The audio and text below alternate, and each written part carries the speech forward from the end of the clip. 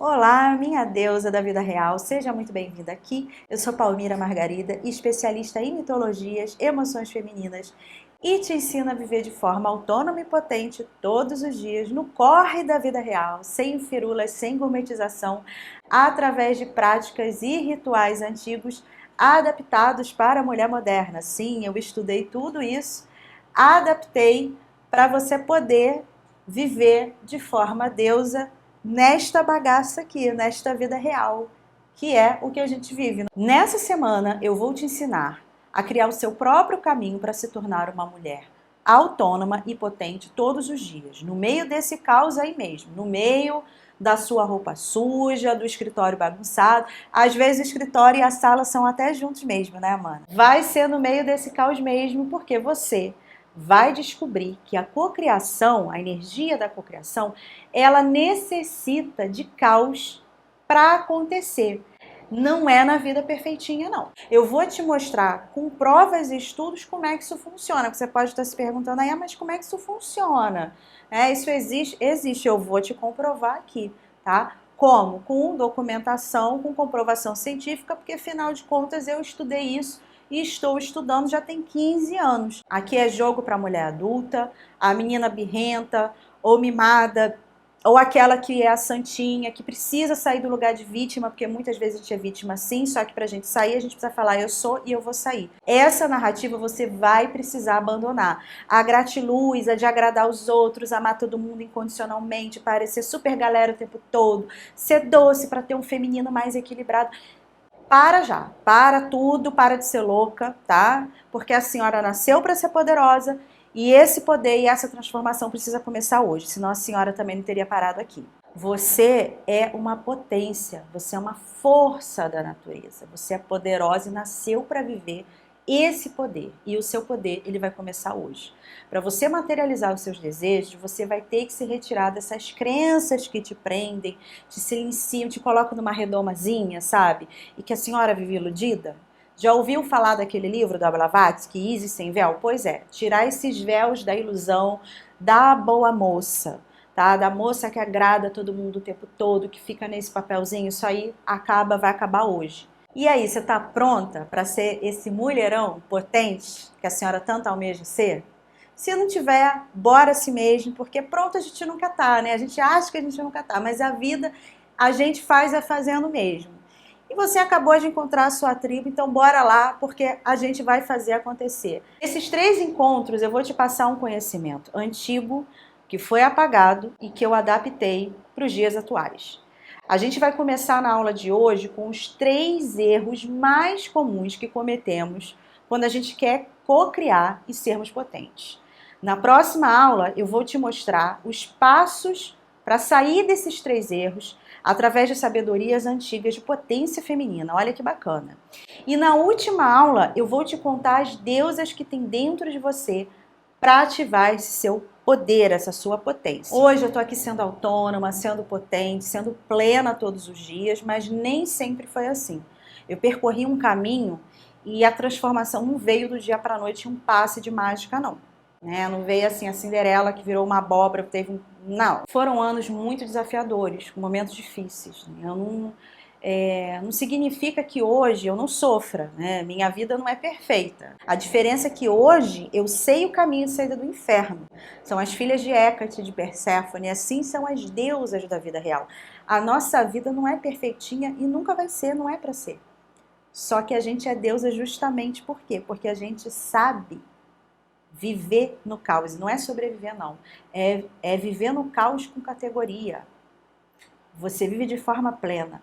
Lá no começo da minha história, eu estava saindo de um relacionamento abusivo, eu me senti um lixo, feia, burra, eu vivia o tempo todo me comparando com os outros, eu não fazia nada por mim, apesar de achar que eu estava fazendo. Eu me senti extremamente sozinha e junto com isso um lugar de vítima, que eu realmente era, mas eu me prostrava ali. Ainda não entendendo que a gente só deixa de ser vítima quando resolvemos que não vamos ser mais. Eu lia muito, eu tinha até muita teoria, eu colocava os livros do Jung embaixo do braço, não entendia nada, mas colocava. Frequentava rodas de sagrado feminino, crente que estava abafando, fazendo um caminho, mas eu não estava na realidade. Em alguns momentos eu tinha até algum insight, sim, mas eu não conseguia manter aquilo no dia a dia, né? Um insight sem prática, sem constância, não serve para muita coisa. Essa é a verdade que eu descobri no caminho da maturidade e da alquimia. Inclusive, essa é uma das grandes máximas da alquimia, que eu vou falar muito sobre isso com você aqui nos próximos dias. Esse é um grande segredo da Esfinge e de Sofia. Tá curiosa? Então, bora lá.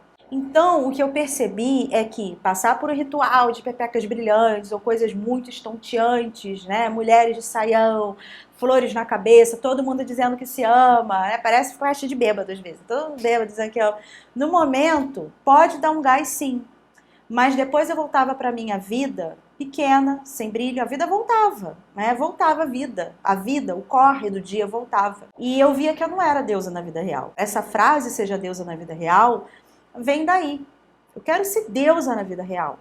Eu não quero ser deusa um dia, uma hora que eu estou numa roda e sinto aquilo. Como é que é ser isso na vida real, né? Então eu via que nada prosperava.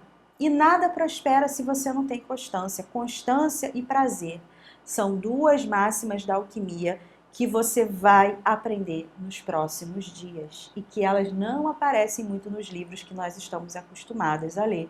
E tem um porquê também que você vai saber. Outra máxima da alquimia, o que está dentro está fora.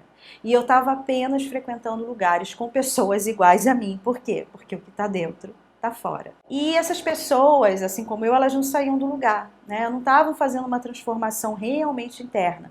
Elas achavam que estavam, mas não estavam, porque eu não via ninguém saindo do lugar. Gravar nome de deusa, dançar em roda com flores na cabeça, não tinha surtido efeito após anos na minha vida. Pode ser bonito, pode ser instagramável sim, e pode ser um dia gostoso sim, mas eu continuava sem dinheiro, até mesmo para comer, eu dependia de amigos, muitas vezes para me alimentar, para pagar meu aluguel, às vezes tinha que fazer vaquinha. Eu trabalhava em empregos horríveis, eu continuava invejosa, vítima, infeliz com a minha vida e com síndrome do pânico. E no meio disso tudo, eu estava no mundo acadêmico, era o que eu tinha para me segurar. Mas aos trancos e barrancos, quase desisti disso também, porque eu não tinha forças para continuar. Falta de grana, desânimo, excesso de medicação. E a síndrome do pânico, ela me impedia muitas vezes de ir para as aulas, lá na Fiocruz, quem é do Rio sabe, né? Então até isso, o pouco que eu tinha, o que eu tinha, eu estava perdendo porque eu não conseguia me manter. E hoje, vendo de longe, eu sei que o nosso caminho, ele é único. E por isso eu sempre friso aqui que eu não sou sua mestra, eu não sou sua guru, e você é quem precisa ser sua própria mestra e sua própria guru. E eu estava procurando mestres e gurus fora de mim. O nosso caminho, ele precisa ser diário e constante e muito personalizado. E isso é que faz de você a sua própria guru. Isso nenhum guru vai te dar e nem deve. E apesar de toda a tristeza, vitimização, inveja, reclamação, que era a minha vida, e eu era muito reclamona mesmo, né? Esses estudos que eu fazia, eles de alguma forma, eles começaram a me tirar do lugar. E foi neles que eu me agarrei, era o que eu tinha para me agarrar, sabe? Às vezes na vida, você precisa ver o que você tem naquele momento. O que tem para hoje? É daí que você vai começar. É o que você tem naquele momento. Então, essa também foi uma grande virada e isso foi algo que eu aprendi nesses rituais, nessas conjurações e nessa filosofia que eu vou trazer para você nessas 3 aulas que a gente vai ter aqui. E nesse momento que eu começo, nessa grande virada, que não foi de um dia para a noite, foi, né, um processo, mas que eu começo a querer sair do lugar de vítima, que eu começo a querer sair do lugar de reclamona, eu penso, tá, eu não tenho uma vida perfeita, porque a gente se coloca muito nesse lugar, né? Ah, eu tenho que ter uma vida perfeita, quando eu tiver isso, quando eu tiver aquilo, a minha vida vai ser assim. Eu falei, tá, mas eu não tenho. O que eu tenho hoje? O que eu tenho hoje que dá para eu começar hoje? Eu tinha os meus estudos, eu tinha o início do meu mestrado, era o que eu tinha. Eu tinha saber fazer perfumaria antiga, era o que eu tinha. E foi dali que eu comecei. Então é daí que você vai começar também. E o que que eu não tinha, que a gente vai bater muito nessa tecla, eu não tinha constância. Essa era a alquimia que estava faltando a mim. E quem me traz essa alquimia são essas conjurações e essa filosofia de Sofia que eu vou trazer para você. E que é de extrema importância, como que faz essa constância, como que essa grande obra realmente se dá. Existe uma metodologia para fazer isso, para colocar isso na sua vida. Né? Então eu me apeguei a esses meus estudos, a esse material que eu tinha, fui mais a fundo nessa documentação e eu comecei a estudar muito mais além do que me era pedido no mundo acadêmico. Eu comecei a sozinha, profundamente, não só nos decorebas, mas as partes práticas mesmo, que a academia não me pedia tanto, né? Na verdade, ela não me pedia a parte prática do que eu estava estudando. Então, coisas interessantes passaram a acontecer comigo quando eu comecei a colocar em prática o que estava nos rituais que eu estava estudando. Isso foi muito interessante, tá? Como uma vez que eu estava com uma candidíase que durou 1 ano, gente, você pensa uma candidíase que durou 1 ano, e eu fui curada em 1 noite pela camomila. E ela falou comigo. Hoje isso começa a chegar no mundo acadêmico. A gente tem filósofos hoje e até neurocientistas que explicam sobre esse falar entre plantas e humanos, mas naquela época isso era meio absurdo, né? Hoje não mais, hoje isso já está no mundo acadêmico. Eu comecei a perceber que a minha intuição também estava se desenvolvendo muito e que o meu poder de criar realidade também. As coisas começaram a mudar. Eu sentia e acontecia, eu criava. E eu, cada dia, estava mais focada. Foi um processo que vinha das práticas antigas que eu estava pesquisando, das palavras, conjurações, pequenos ritos, que eu não falava para ninguém que eu estava fazendo, eu apenas fazia comigo mesma. E por mais que eu não quisesse aquilo, que eu renegasse, porque no mundo acadêmico há uma célebre frase entre os cientistas: o pesquisador não pode se envolver com o objeto, né? É tipo macho tóxico mesmo, entendeu? Não pode se envolver, zero envolvimento, não pode ficar emocionada.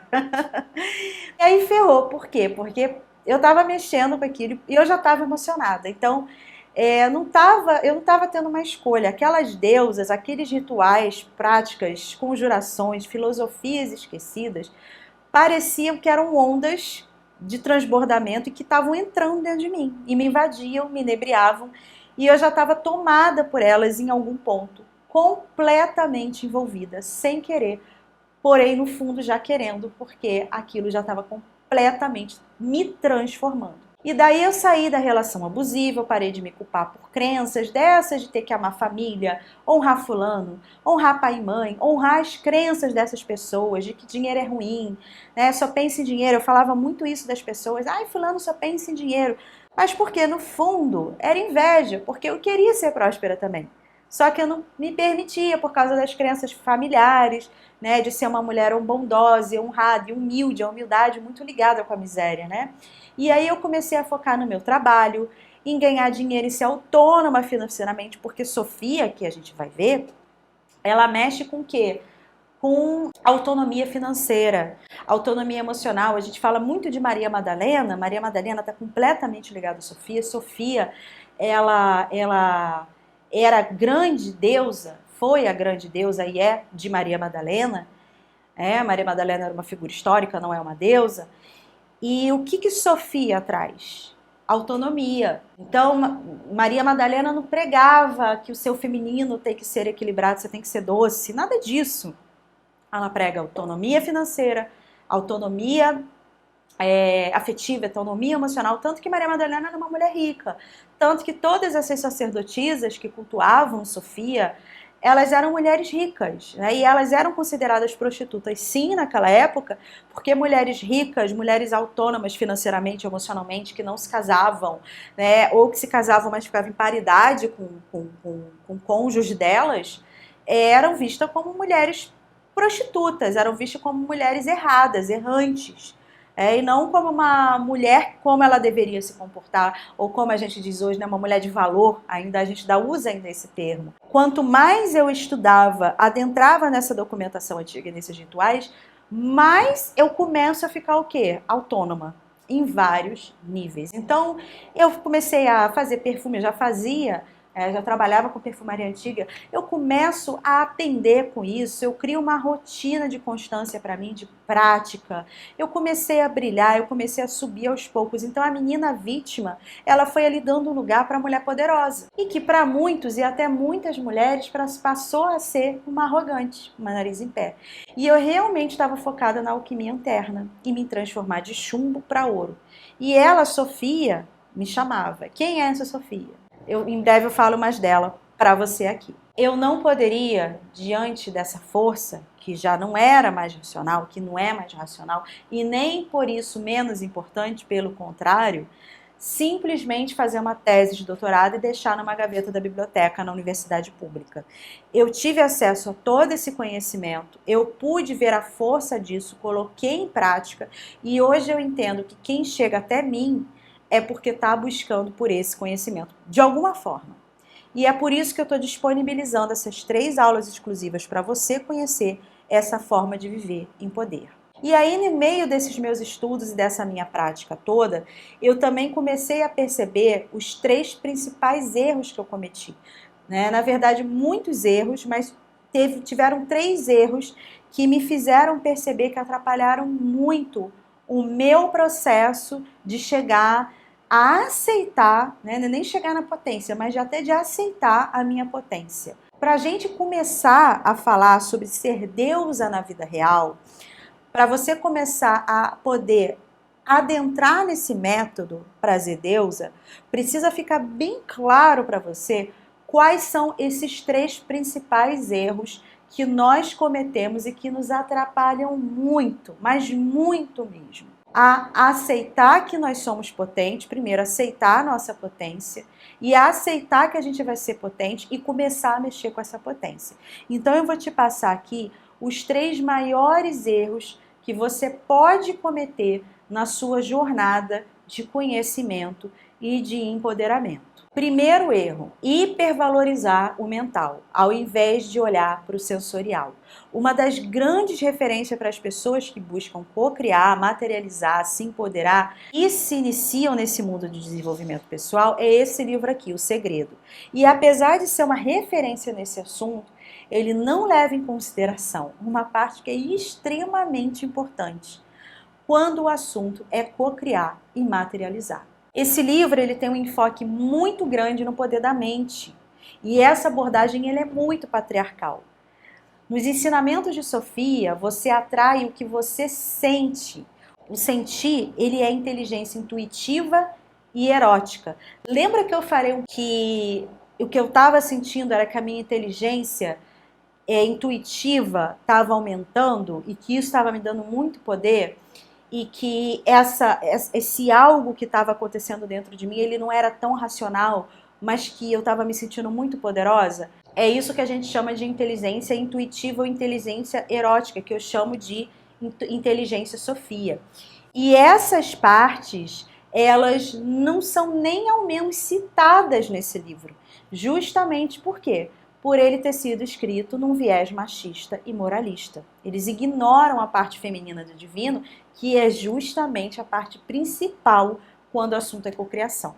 Mas não só, tá? Não adianta falar somente que existe um feminino. É preciso dizer e mexer na parte erótica e prazerosa dele.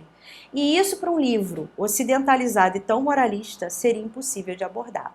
Então o que a gente tem são gerações de pessoas acreditando que vão criar só com o poder da mente. E logicamente essas pessoas se frustram por não conseguirem criar nada, gerando ainda mais ansiedade e culpa por não ter vibrado direito. Você já deve ter ouvido essa frase falado até mesmo para você, não aconteceu, eu não consegui porque eu não estou vibrando direito, porque eu que não consegui vibrar direito, tá?